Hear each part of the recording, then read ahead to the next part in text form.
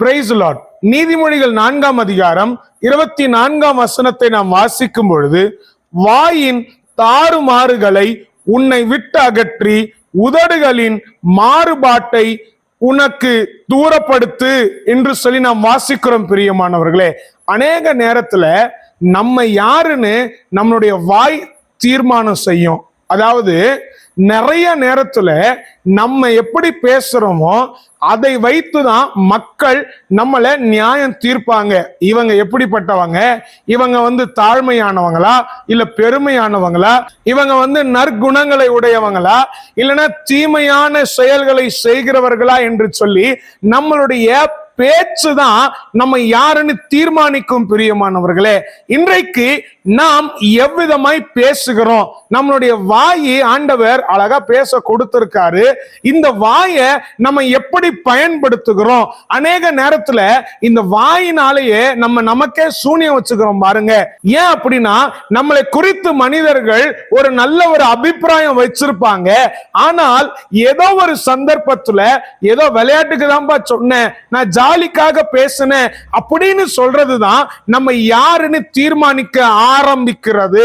இன்றைக்கு எத்தனையோ குடும்பங்கள் அப்படிதான் சிதறிக்கொண்டு இருக்கிறது. பிரியமானவர்களே, உதாரணத்துக்கு ஒரு கணவன் மனைவி இருக்கிறாங்கன்னா, கணவன் ஏதோ ஜாலியா தான் சொல்றேன், நான் விளையாட்டுக்கு தான் பேசுறேன் அப்படின்னு மனைவி கிட்ட பேசுவாங்க. ஆனா மனைவிக்கு அது பிடிக்காது பாருங்க. இதனாலேயே அந்த குடும்பம் சிதறி போகிறது. பிரியமானவர்களே, நம்மளுடைய வாயை நாம் காத்து கொள்ள வேண்டும்.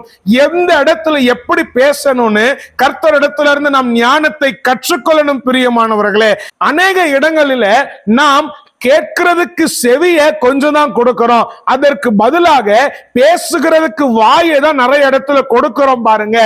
ஆனா ஒரு ஃபார்முலாவை நம்ம வச்சுக்கணும், நிறைய கேட்க வேண்டும், சிறிதாய் பேச வேண்டும். பிரியமானவர்களே, இப்படி நாம் நடந்தோமே என்றால் நம்மளுடைய ஜீவியம் காப்பாற்றப்படும். எதுல இருந்து காப்பாற்றப்படும்?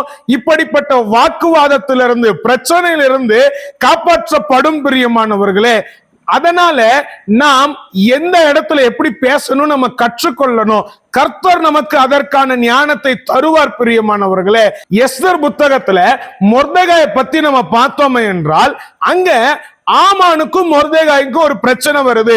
மொர்தெகாய் இருந்த இடம் அரண்மனையோட வாசல். அங்க வாசல் இருக்கிற எல்லாரும் என்ன செய்யறாங்க? ஆமானுக்கு மரியாதை கொடுக்கறாங்க, அவருக்கு ஒரு சல்யூட் பண்றாங்க. அவர் அப்படிப்பட்ட நிலைமையில இருக்கிறாரு.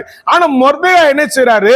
நான் உன்னையெல்லாம் நான் வணங்க மாட்டேன்பா, நீ எப்படிப்பட்டவன் எனக்கு தெரியும், நான் கர்த்தரை ஆராதிக்கிறவன், அவரை தான் நான் வணங்குவேன்னு சொல்லி அவர் பாட்டுக்கு அவர் வேலையை பார்க்கிறாரு. ஆனா இது ஆமானுக்கு பிடிக்கல பாருங்க. பிடிக்காததுனால எப்படியாவது மொர்தெகாயை நம்ம அழிக்க வேண்டும் என்று சொல்லி திட்டமிடுகிறான். பிரியமானவர்களே, திட்டமிட்டு அந்த திட்டத்தை அப்படியே செயல்பட்டு வரான். ஆனா மொர்தெகாயோ அவர் அமைதியா இருக்கிறாரு. அதற்கு மாறாக எந்த காரியத்தையும் அவர் பேசவில்லை.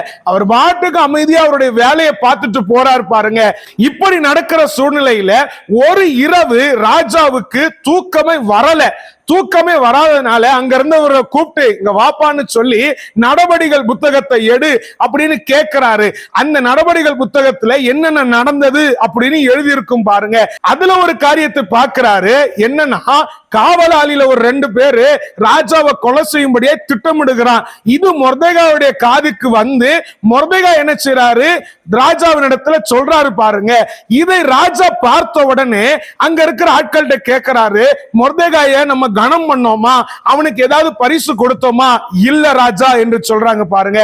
அந்த சூழ்நிலையில அடுத்த நாள் காலையில ஆமான் இடத்துல போய் ராஜா சொல்றாரு, இப்படி ராஜாவுக்கு ஒரு நல்ல காரியம் பண்ணானா அவனுக்கு என்னெல்லாம் பண்ணலாம் அப்படின்னு சொல்லும் பொழுது, ஆமான் பேராசையுடையனா இருந்ததுனால அவன் நினைச்சான், என்னையதான் ராஜா சொல்றாருன்னு சொல்லிட்டு என்னென்னமோ சொல்றான். இப்படி ராஜ வஸ்திரம் அணிந்திருக்கணும், இப்படி ஊர்வலம் போகணும் எல்லாம் சொன்ன உடனே அங்க ராஜா சொல்றாரு, எதையெல்லாம் நீ சொன்னாயோ அதை நீ மொர்தெகாய்க்கு செய்ய வேண்டும் என்று ராஜா சொல்லுகிறார். பிரியமானவர்களே, இங்க மொர்தெகாயை தூக்கு தூண்ல போடணும்னு சொல்லி ஆமான் நினைத்தான்.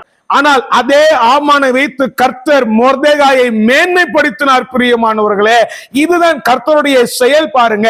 மொர்தெகாய் பேசாம மௌனமாய் தான் இருந்தார்.